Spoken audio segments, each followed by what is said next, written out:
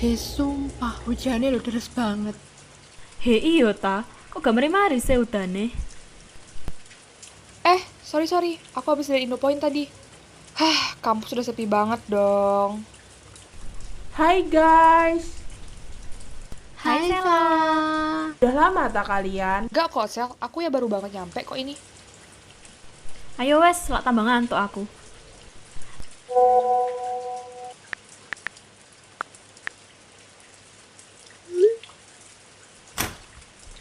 Hello, belum telat kan aku? Anda sudah telat 1 jam, Gabriela Alfioni. Ya, kebetulan kita udah mau pulang sih, Vi. Ayo, mulai rapatnya, mumpung semuanya udah datang. Oke, kalau gitu yang pasti pertama kita mesti buat perencanaan sih ini. Step per step aja, biar jelas kita mesti ngapain. Biarpun ujung-ujungnya pasti bakal ada aja kerjaan untuk tindih. Apalagi kalau acaranya kita ini waktunya mepet, minim dana, kurang orang. Wah, kita mesti usaha banget sih, dan mau nggak mau cuma bisa maksimalin sumber daya yang ada. Iya, setuju. Nah, rencana pertama kita kayaknya pembagian job desk aja deh, biar tahu tugas masing-masing dan apa-apa aja kerjaannya. Setelah itu, kita bisa brainstorming ide yang mau kita pakai buat acara seminar campaign kita. Nah, aku juga ada saran nih, gimana kalau kita buka pendaftaran panitia lepas juga? Kan nggak mungkin dong kalau kita doang yang kerjain, dan sekalian memanfaatkan sumber daya manusia yang ada secara maksimal. Boleh juga tuh. Tapi kalau saranku sih kita buat seleksi aja. Jadi kita milih yang udah punya pengalaman sebelumnya dan kalau bisa sih udah pro. Jadi kita nggak membutuhkan banyak penyesuaian. Terus juga kita ngambilnya nggak usah banyak-banyak lah, secukupnya aja. Karena kan semakin besar kelompoknya semakin sulit untuk kita handle. Terus kita juga mesti mempertimbangkan berapa banyak waktu yang kita butuhkan untuk menyelenggarakan seminar campaign kita ini. Terus mereka ini bersedia apa nggak meluangkan waktu untuk acara ini. Sama mereka ini punya pengalaman nggak sebelumnya. Kita kan juga bisa nanya nih sama orang-orang yang pernah kerja sama mereka itu buat tahu reputasi kerja mereka ini baik apa tidak. Tapi kok aku takut rencana kita ini gak sesuai ya? Nah, itu dia.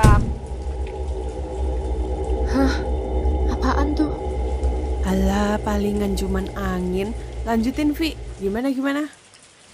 Gini loh, Re, aku ulang ya. Kita mesti punya perencanaan biar kita tuh bisa meminimalisir hal-hal yang tidak kita inginkan. Biarpun nih dalam realisasinya nanti nggak ada rencana yang akan berjalan sama persis dari apa yang direncanakan di awal, sebagus apapun rencananya itu pasti bakal aja ada yang berubah.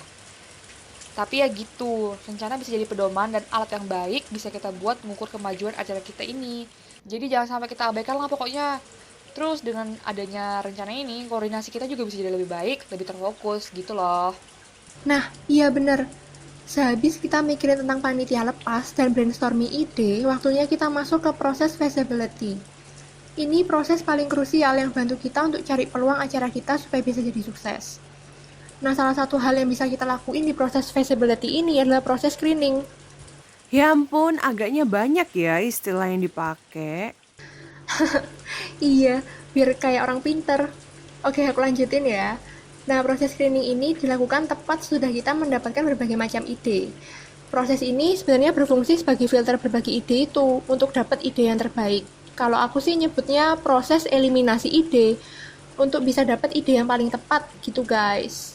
Prosesnya juga berurutan sih, mulai dari ngumpulin berbagai macam ide, terus semua ide tadi masuk ke proses pertama yang namanya marketing screen, lanjut ke operation screen, lalu terakhir financial screen. Terus akhirnya dapat deh ide atau konsep yang tepat. Oke, karena kita udah brainstorming ide, berarti sekarang waktunya kita masuk ke proses screening pertama, bener nggak, Van? Iya, bener banget. Sekarang waktunya kita ngelakuin proses marketing screen. Proses screening pertama ini fungsinya untuk cari tahu konsep yang pas dengan selera target kalayak kita. Proses ini pastinya perlu pengetahuan yang baik terkait target kalayak kita, tipe masyarakat, demografis, profil sosial kalayak, usia, kegiatan yang sering dilakukan, pengalaman, luas atau sempitnya target kalayak tersebut, dan sebagainya. Nah, di sini kita menyeleksi ide mana yang dapat menarik publik untuk mengikuti acara yang akan kita selenggarakan gitu. Oke, salah paham. Oke, kalau gitu aku lanjutin ke proses screening kedua. Namanya ini proses operation screen. Di proses ini dilakukan identifikasi perlengkapan dan sumber daya manusia seperti apa yang dibutuhkan. Misalnya, saran dari Avi tadi, terkait perekrut panitia lepas. Proses ini itu menyeleksi keahlian para calon panitia lepas dan meletakkan keahlian mereka itu sesuai dengan divisi yang kita butuhkan. Proses ini juga mengurus perlengkapan acara, mulai dari venue, kamera, kursi, meja, pengeras suara, komputer, serta perlengkapan lainnya. Hal penting lain di proses ini pastinya pengetahuan mengenai acara yang sebelumnya, surat apa aja yang diperlukan, kesalahan apa saja yang perlu diperbaiki, dan lain-lain gitu teman-teman. Nah, bener banget itu. Kalau bahasa Indonesianya sih penilaian resiko gitu. Masalah apa yang menjadi resiko seminar campaign kita ini nantinya? Perizinannya itu gimana? Keamanannya, kesehatannya, kontrol kerumunannya, gimana juga? Itu yang jadi pertanyaan. Terus proses screening yang ketiga gimana? Nah, proses screening yang terakhir ini namanya financial screen. Udah kelihatan lah ya dari namanya, pasti ada hubungannya sama keuangan. Sebelum kita bikin acara, pastikan kita nentuin budget dulu. Proses ini itu sebenarnya dipakai untuk mengidentifikasi ide mana dari banyaknya ide yang kita dapat sewaktu brainstorming tadi yang bisa kita gunakan untuk mencapai kesesuaian dengan budget kita, pengembalian modal, atau bahkan keuntungan di acaranya kita. Nah, di bagian ini juga waktunya kita buat mikirin sumber dana acara kita. Bener sih Van, kita harus bener-bener nyiapin dengan matang biaya operasional yang akan dikeluarkan. Karena kan tiap event itu pasti butuh perencanaan anggaran yang signifikan.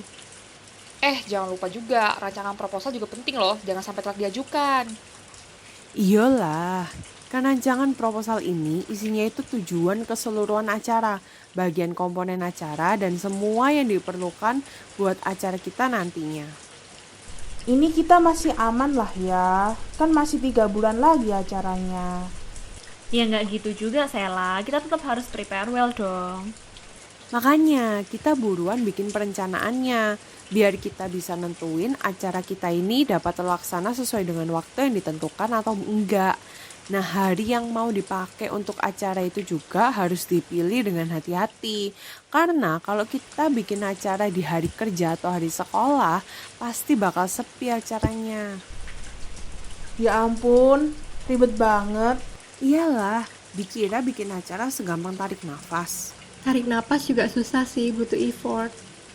Udah yuk lanjut teman-teman. Ya apa ya kalau misal acara ini nggak banyak peminatnya? Nah, makanya kita harus susun rencana, kayak milih tanggal dan waktu yang pas, supaya target kalayak kita bisa datang ke acara kita, guys.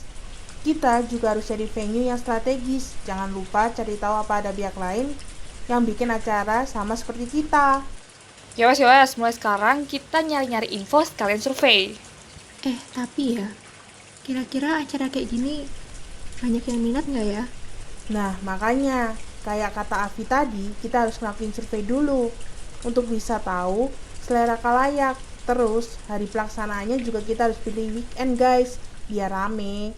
Promosi juga harus kenceng pastinya. Oh ya, aku baru ingat, kalau nggak salah nih, ITS itu juga pernah buat acara campaign yang bentuknya seminar kayak gini deh. Oh iya, aku sempat datang sih waktu itu. Aku beli tiketnya sekitar 50 ribuan lah. Kok murah sih? Kalau kita jual tiket acara kita dengan harga 70.000, kira-kira kemahalan nggak ya?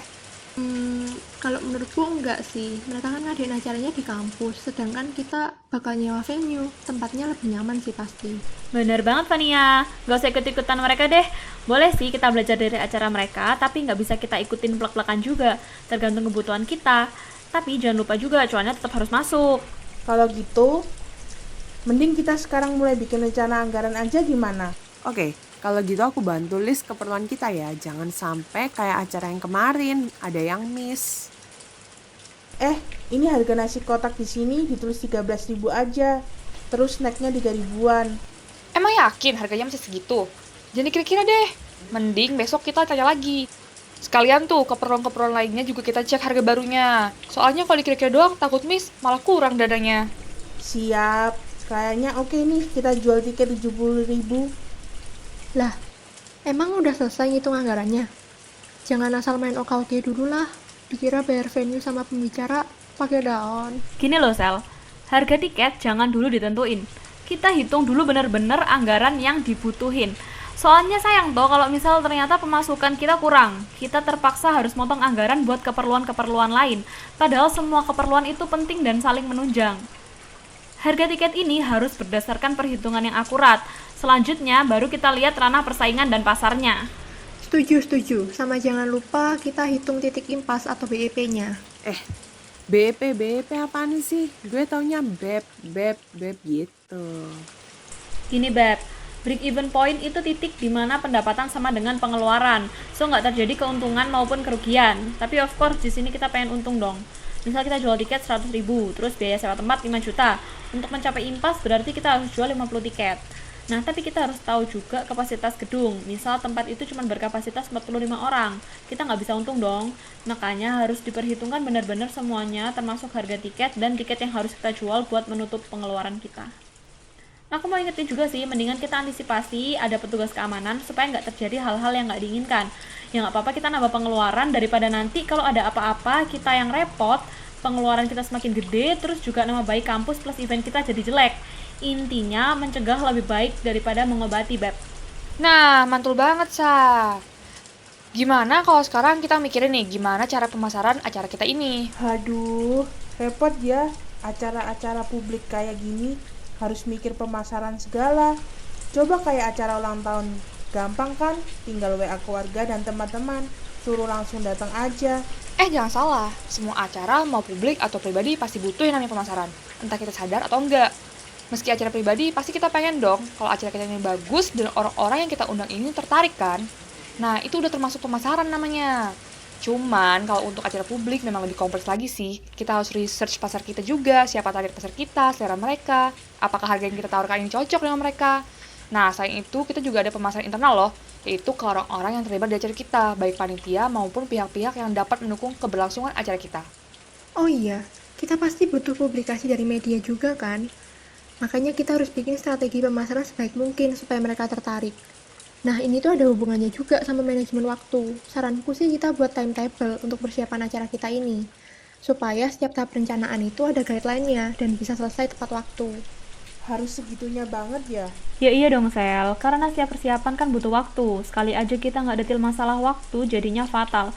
Coba kamu bayangin kita mau Kompas ngeliput acara kita, tapi karena kita kelupaan, kita baru ngabarin mereka H-3, sedangkan kita nggak tahu berapa lama waktu yang mereka butuhkan untuk mempersiapkan suatu liputan. Atau mungkin malah mereka udah ada agenda lain, hilang deh kesempatan kita buat diliput Kompas. Cetak poster, tiket, banner, dan masih banyak lagi. Itu kan juga butuh waktu tuh. Nah, jadi intinya semakin lama waktu persiapan kita itu semakin baik.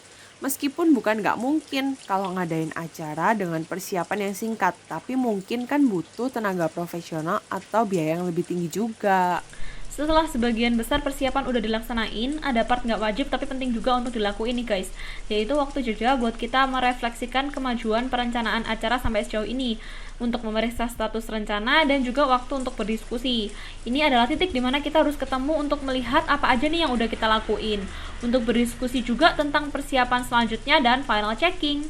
At this point, kita udah deket banget nih sama acara kita. Yeay, tinggal finishing sama eksekusi deh. Tapi jangan lupa evaluasi ya guys, supaya next event kita bisa lebih baik lagi. Kayaknya cukup sih untuk rapat kita hari ini ya. Ya ampun, kok mati lampu? Kok perasaan dari tadi ada aja yang aneh-aneh ya guys? Kalian tahu nggak sih tentang penjaga Ormawa yang... Jangan ngadi-ngadi deh, Vi.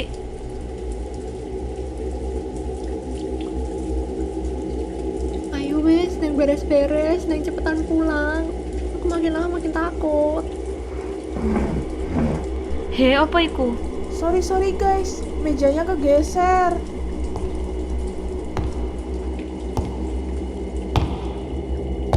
He, ayo rek, cepetan.